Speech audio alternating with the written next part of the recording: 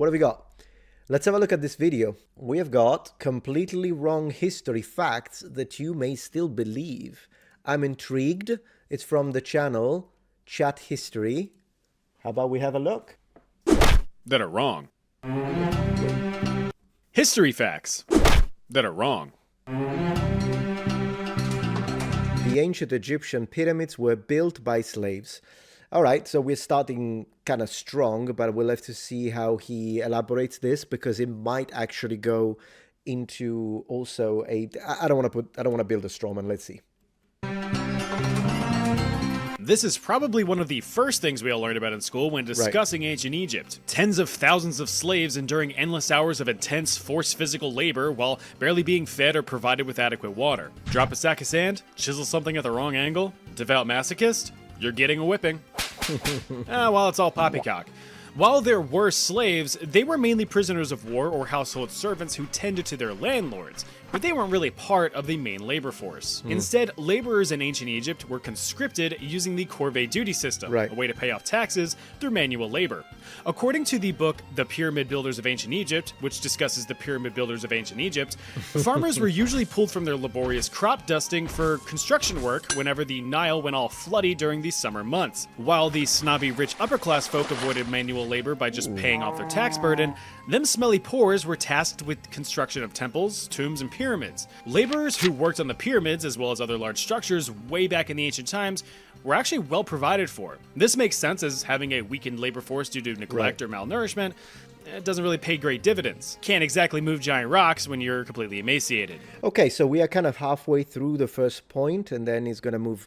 I want to say, it is good, I think, to kind of redefine this concept of the pyramids being built by slave force, because that's what we thought. We used to think that it was only entirely tens of thousands, if 10,000 and even more, just slaves. And that's wrong. On the other hand, I want to raise a question here, and then maybe we can discuss it. I think it's wrong to also say that slaves weren't involved, like the way he said it now, because 100%, I mean, I can't say 100%, but it is very likely, based on the research I've done, because this is a highly debated topic still in academia, by the way. There isn't one single definition of this is how it was. It's very debated.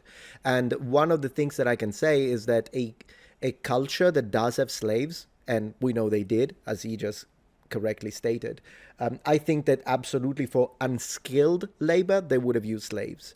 Does that mean that they were all slaves? No, I agree with him. I think a big chunk would have been corvée labor.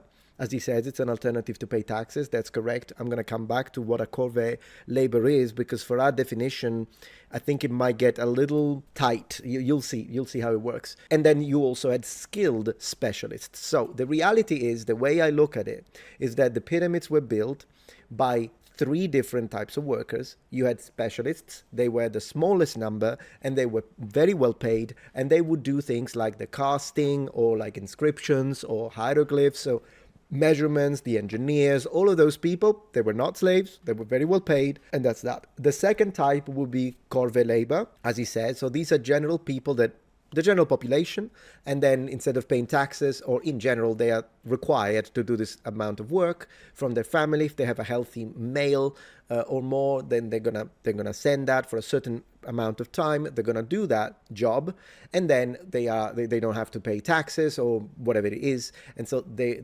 are provided for, they are paid, but then again, not as much as the specialists. But then you did have slaves.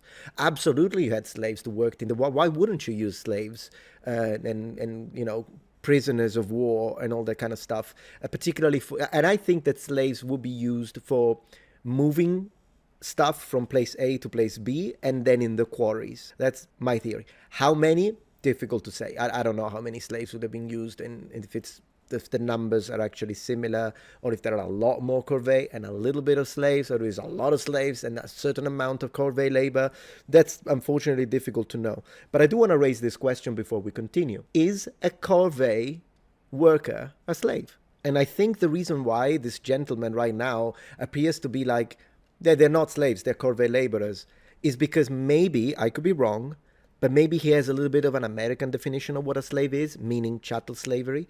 But slavery in classical antiquity did not work like chattel slavery. It was very different. For instance, a lot of the slaves, not all, but a lot of the slaves that the Romans had were paid. So you can be paid in classical antiquity and be a slave. The two things are not mutually exclusive. So what is it that makes you a slave? Well, if you're a slave, you cannot refuse to do the work. Neither could the population that was called for corvée labor. If they refused, I've actually examined the documents from the period, and they tell us what the punishments are. You could become a slave for the rest of your life if you refuse to do corvée labor, for instance. So you could lose your freedom forever. You could be beaten to a pulp, and then you're going to go do it anyways. Or if you run away, the pharaoh and his officials will take someone else who is male and can work.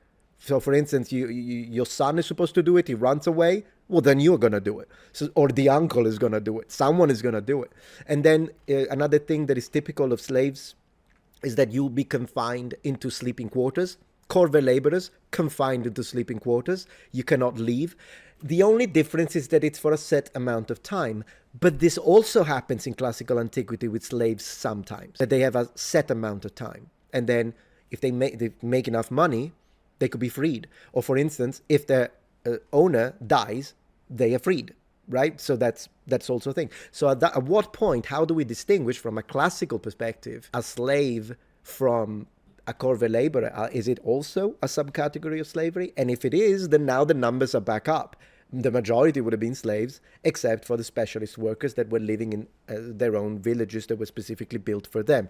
So it really is a matter of nomenclature at this point. I would just be careful not to say slavery. No, there was no slavery, because at that point, I feel like we're misrepresenting the facts, if you know what I mean. Small villages have been discovered built specifically for housing laborers. These sites also contain various animal bones and plentiful bread jars showing a high-quality diet. But of course, the system wasn't perfect. Thanks to some classic upper-class corruption, sometimes things didn't always go right for these laborers, but they had the power to stand their ground. Dating all the way back to 1170 BC, written evidence has been found of an artisan's strike while constructing a tomb for then-pharaoh Ramses III. The artisans complained about a lack of promised rations and outright refused to continue their work, dropping their chisels and their hammers to march right up to the ruling class's temples to make their demands. What do we want? Food! When do we want it? Food! After chit-chatting with the local vizier, the workers were able to secure the rations and continued their work. Now don't get me wrong, the labor that these guys endured was backbreaking, extremely strenuous, and downright exhausting.